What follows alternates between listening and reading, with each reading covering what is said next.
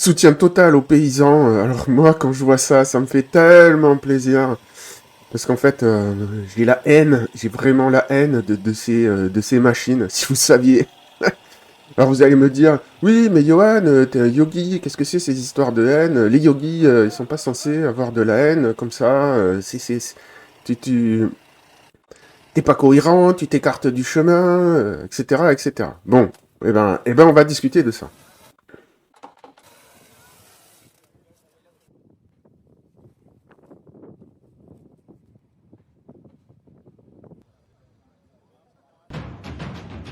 Ça va être la thématique de cette vidéo. Évidemment, ça va être une vidéo beaucoup plus personnelle que d'habitude. Donc c'est sous forme de témoignage. Je vais pas venir avec des statistiques, mais je vais vous raconter mon point de vue sur ces histoires de saloperies de radar. Donc je les aime pas, je les hais pour plusieurs raisons. D'abord pour une raison personnelle. Les radars, pas ces radars en particulier, mais les radars en général, à moi, hein, et je ne généralise pas, hein, attention à ce que je vais dire. Hein. Ne me faites pas dire ce que je n'ai pas dit. Donc c'est à cause de ces radars, ça fait me coûter la vie en fait. Parce que ben, je sais pas exactement pourquoi, mais quand je conduis, de rouler à un rythme constant, en fait, ben, ça m'endort. Et je pense que je suis pas le seul. Hein. J'avais lu des choses là-dessus. Notamment en Allemagne, ils avaient mis des limitations de vitesse à des endroits, parce qu'en Allemagne, les autoroutes n'ont pas de limitation de vitesse. Et en fait, ils s'étaient rendu compte que ça provoquait plus d'accidents à cause de la somnolence. Donc, bon, disons que moi, j'y suis particulièrement sensible à ces histoires de somnolence, quand je suis obligé de rouler, non pas au rythme que mon corps demande, mais au rythme que la bureaucrature impose. Et d'ailleurs, je vais le faire en direct, hein, attention. Enfin, si je peux, je sais. Oui, oui. Grand moment. Je vais changer ça. C'est pas bureaucratie. Nous sommes dans un régime sous une bureaucrature. Voilà. Voilà, ça c'est fait. Bon, bref. Donc à une époque, quand j'étais plus jeune, bah, il n'y avait pas des radars partout et je roulais à mon rythme. C'est pas que je veux particulièrement rouler ultra vite. C'est juste que j'ai mon rythme qui me maintient en éveil. Et c'est là où j'ai les meilleurs réflexes. Et c'est pas une conduite dangereuse.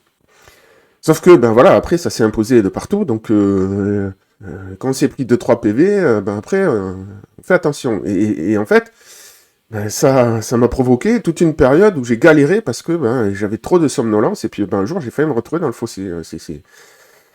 C'est pas passé loin.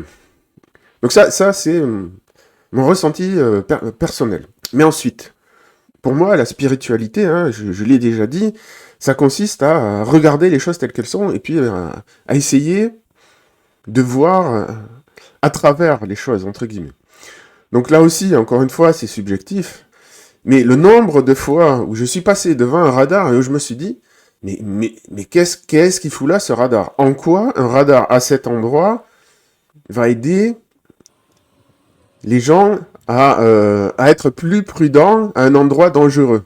Parce que pour moi, un radar, sur le principe, je peux comprendre, je suis pas débile, mais quand c'est placé pile poil à chaque fois à un endroit où on voit bien que c'est pas dangereux, c'est fait pour récupérer un max de thunes sur les gens qui sont inattentifs, ou simplement qui essaient de rester éveillés, je me dis, bah non, mais en fait, ils se foutent de notre gueule.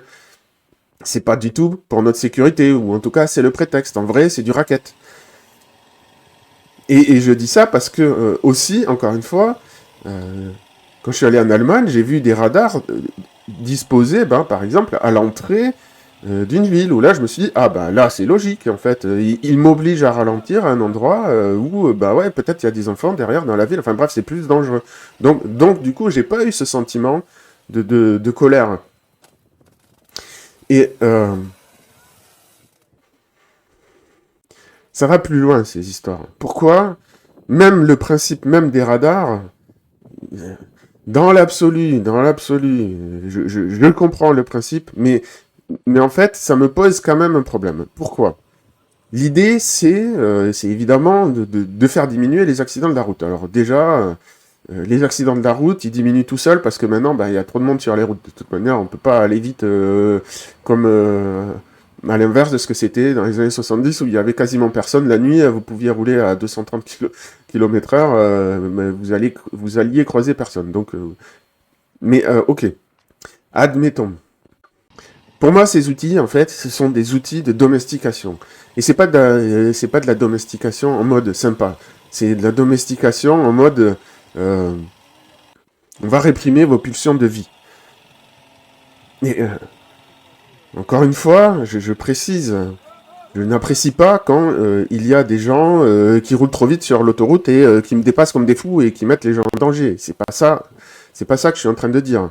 C'est la méthode, moi, qui me dit ce qu'on vient. Et donc vous allez me dire, ouais, mais d'accord, mais alors t'as quoi de mieux à proposer? Bon, eh ben, je sais pas, je suis pas un spécialiste du truc.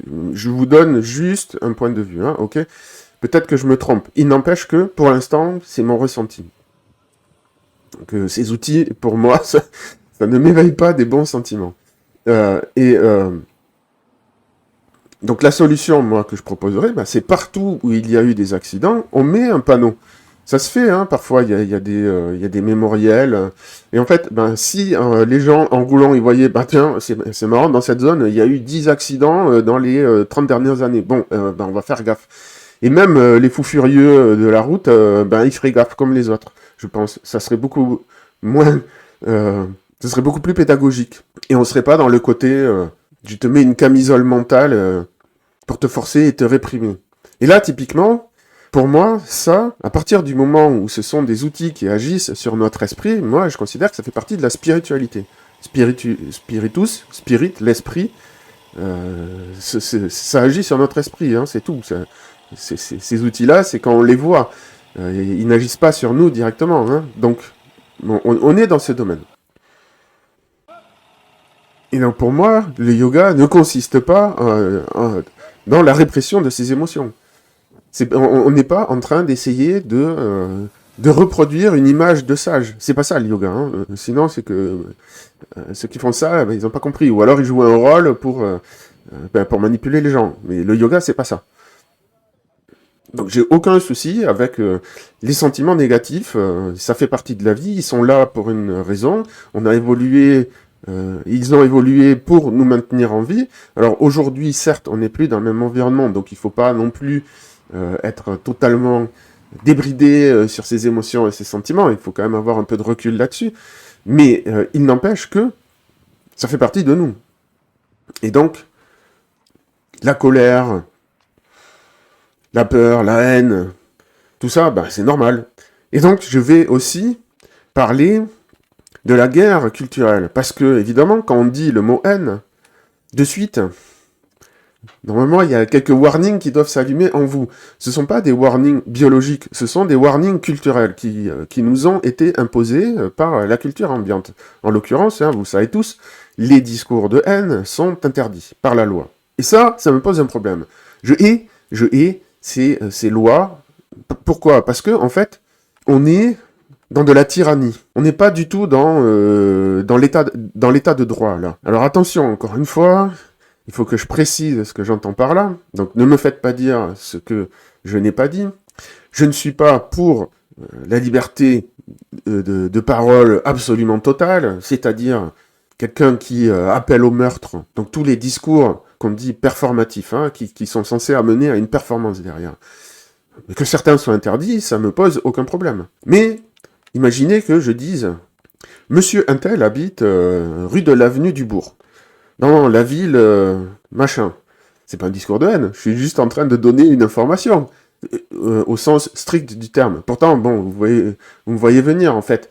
Si cette personne, elle a pris des positions publiques qui sont controversées, eh ben, en donnant son adresse, je peux, l'air de rien, comme ça, inciter des gens, ou donner l'information qui manque à des gens qui auraient des intentions mauvaises envers la personne, d'aller lui rendre une visite. Ça, c'est performatif. Donc ça, que ce soit interdit, il n'y a aucun souci avec ça. Par contre, pourquoi ça me pose problème? La haine, c'est un sentiment, c'est pas un acte. Évidemment, les actes sont précédés par des sentiments qui sont précédés par des pensées. Mais justement, là, on est en train de réprimer des sentiments et donc des pensées. Donc on n'est plus, pour moi, dans l'état de droit et dans la démocratie, où on est censé avoir la liberté de conscience, et c'est pas juste la liberté religieuse, c'est la liberté de penser et la liberté d'expression, modulée par ce que je viens de dire avant. Hein. Donc où je veux en venir avec tout ça? Qu'est-ce que c'est la haine, au fond? Donc je vous donne mon point de vue, hein, je suis pas allé faire des grandes recherches sur la définition, machin bidule. Je vous donne mon ressenti. Mon ressenti et mon observation de ce ressenti en tant que yogi. Si quelqu'un s'en prend à ma famille, bah, je vais ressentir de la haine. Et je trouve ça complètement normal et je l'assume. Et j'emmerde ceux qui sont pas d'accord. Hein. Alors là...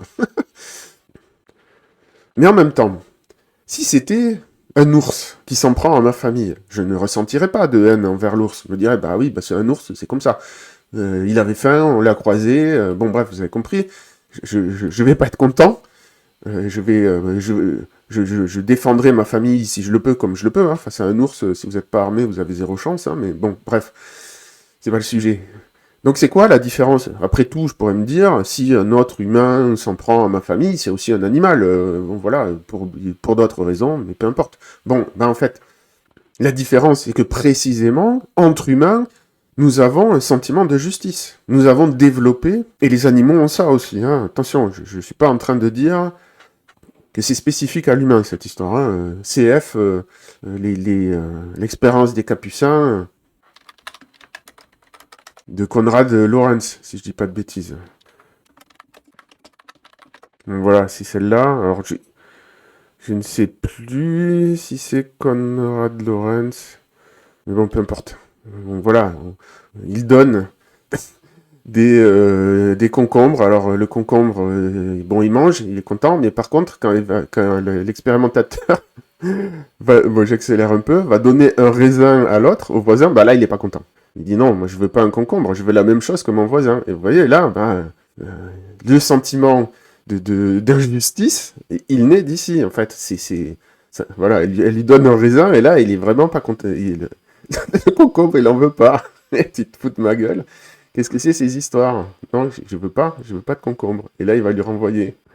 Non. Voilà. Non, moi je veux un raisin. Oh, ah, c'est Franz de Waal, voilà. C'était pas Konrad Lorenz. Bon, dans les grands éthologues, je les mélange. Bref. Donc, ce sentiment de justice, il est spécifique. Il est intérieur à l'espèce. Et il est évidemment culturel, ce sentiment, puisque la justice, on en a une conception culturelle. Tout le monde n'a pas la même conception de la justice. Ce qui fait que l'on ressent de la haine, en fait, c'est quoi? C'est l'expression du sentiment d'injustice. Et donc, quand on interdit les discours de haine, on interdit l'expression du sentiment d'injustice. C'est comme ça que je le vois. Et vous pouvez ne pas être d'accord, hein, il n'y a pas de souci, on peut débattre de la question, mais pour moi, ça me pose un problème, dans la mesure où là, on n'est plus dans l'état de droit, on est dans la tyrannie ou le totalitarisme, parce qu'on commence à s'occuper des sentiments des gens. Qu'on interdise le discours qui appelle à la violence, pas de souci. Et je comprends bien que les appels à la haine, c'est juste adjacent. Donc les gens qui sont pas habitués à polisser leur discours, ils savent pas forcément faire la différence entre j'exprime mon sentiment d'injustice, j'exprime ma haine envers quelque chose et je fais un appel à la haine. Et puis souvent, en plus, c'est carrément à l'interprétation des gens en face. Et là, ça va pas. C'est-à-dire qu'on peut dire quelque chose que pour soi, on exprime très clairement un sentiment d'injustice, mais les gars en face, ils vont dire « Ouais, mais nous, on se sent haïs. » Ouais, mais là, ça va plus, parce qu'on peut tout interpréter n'importe comment. Donc en fait, cette loi, pour moi, c'est une aberration. C'est tellement imprécis qu'en fait, ça fout un bordel pas possible dans la société. Et surtout, en fait, c'est une manière de domestiquer les gens. Et on se retrouve dans une société de vieux. Tout est aseptisé. Et du coup, à la base, ce genre de loi est fait pour éviter les tensions sociales. Ok, encore une fois, je ne suis pas débile, je peux comprendre pourquoi ils ont voté ce genre de loi. Mais je pense que ce sont des mauvaises lois. Parce qu'à la fin, au début, c'était peut-être pour ça, l'intention, mais à la fin, puisque le peuple, de toute manière, est castré, on peut lui faire avaler de plus en plus de couleuvres.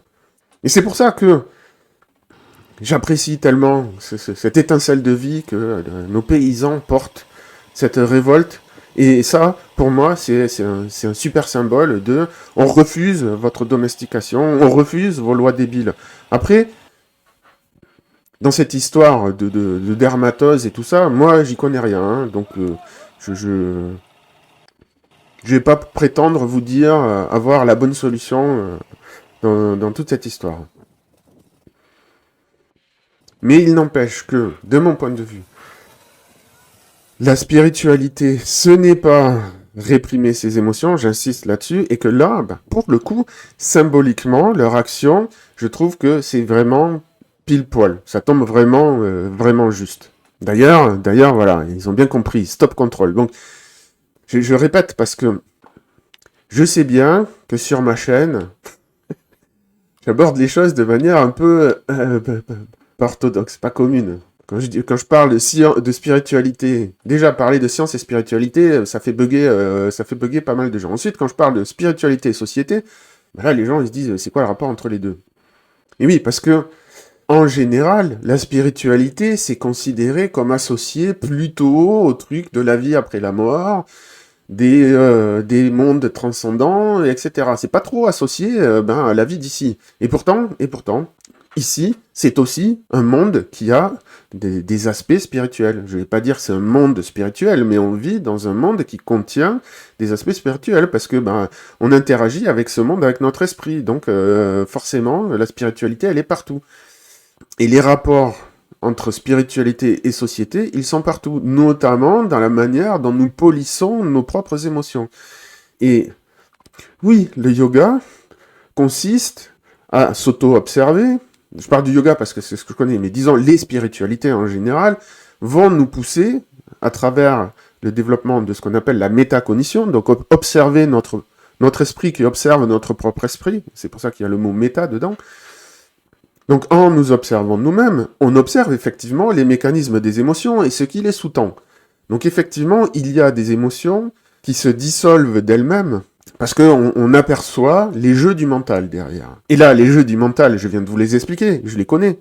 Quand je ressens de la haine face à ces machines, je viens de vous expliquer les jeux du mental derrière. Ça remonte au sentiment de justice. Mais après, vous voulez faire quoi? Vous voulez vous dire que le sentiment de justice qu'on a, en fait, c'est juste un jeu du mental?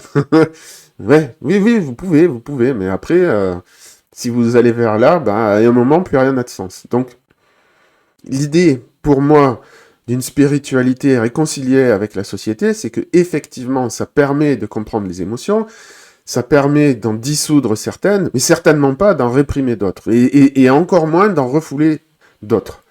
Et même, je dirais que ça permet de cultiver aussi certaines émotions. Et je vais donner un exemple. J'utilise ma jalousie, et je pourrais employer un autre mot. Parce que nous, les humains, on est experts pour masquer les choses, pour tripatouiller le sens des mots, pour enfumer les autres. Hein. Bon. Donc oui, il y a des personnes envers qui je ressens de la jalousie. Bon, comment je la cultive, cette jalousie, parce que en fait, ça me donne de la motivation pour me dépasser moi-même. Je cultive mon ego, et là, je fais exprès de prendre le rebours du discours traditionnel dans le monde spirituel. Ouh là là, l'ego, attention, c'est mal l'ego. Oui, il y a des aspects de l'ego qu'il faut apprendre à maîtriser, il n'y a pas de souci. Et d'ailleurs, là, ce que je vous dis, ça fait partie de la maîtrise de l'ego. Mais encore une fois, la maîtrise ne veut pas dire réprimer, refouler, ça veut dire comprendre et utiliser à bon escient. L'ego, c'est la structure mentale qui nous permet de nous affirmer et de survivre. Donc, si vous enlevez l'ego, vous n'avez plus de volonté de vivre. Vous mettez sur le sol et puis vous attendez la mort. Bon, voilà. Si c'est ça pour vous la spiritualité, on est juste pas d'accord. Ok, tant mieux. Faites ça. Allez-y. Pas de souci. Mais moi, c'est pas comme ça que je vois la spiritualité. Pas du tout. Donc voilà, encore une fois, bravo aux paysans. Et je vais ajouter une chose. À supposer que les agriculteurs se plantent, que c'est l'État qui a raison. C'est pas le rôle de l'État de les empêcher de se planter, pour moi. S'ils se trompent dans la gestion de l'épidémie, c'est leur métier, c'est leur boulot. C'est pas à l'État de venir faire leur boulot à leur place. Là, on est dans le micromanagement de la société par la bureaucratie étatique qui est désœuvré parce qu'ils sont trop nombreux et qui commencent à se mêler de tout, dans tous les domaines. Et ça, c'est insupportable, c'est la mort spirituelle d'une société. Donc s'ils se plantent, eh ben, ils sont assez grands pour s'en rendre compte et pour corriger le tir. Et oui, il y aura peut-être des conséquences à un moment donné, mais bon, voilà. Là, ils ne veulent pas que le gouvernement interfère. Donc, de quel droit le gouvernement interfère? Excusez-moi, mais ça fait pas partie du contrat social, ça. Je suis désolé d'infantiliser comme ça les gens, de tout aseptiser. Je me répète, hein, parce que quand je vous parle de philosophie de combat, c'est de ça que je parle. Ou de spiritualité de combat, je sais pas encore les mots précis, exacts, c'est pas les mots définitifs, mais c'est de ne pas accepter la mort spirituelle. Et la mort spirituelle, ben, si vous laissez quelqu'un vous empêcher de penser et de ressentir, ben, vous êtes sur le chemin de la mort spirituelle. Voilà. Donc si ça vous a plu, n'oubliez pas de liker, commenter, partager, ça aidera la chaîne. Abonnez-vous si vous êtes nouveau. Le projet de cette chaîne, c'est réconcilier science, spiritualité, société et santé. En fait, pour moi, tout ça, c'est indissociable. Donc, il y a déjà à réconcilier, mais disons que c'est loin d'être une évidence dans la société dans laquelle on est. Mettez la cloche pour être averti quand il y a des nouvelles vidéos. Voilà, et je propose aussi aux gens de m'envoyer des sujets, s'ils ont envie que je les commente, depuis cette perspective. Mais parce qu'on m'a déjà envoyé plein de trucs hyper intéressants que j'ai commentés, donc n'hésitez pas. Mais juste, mettez-moi des trucs précis.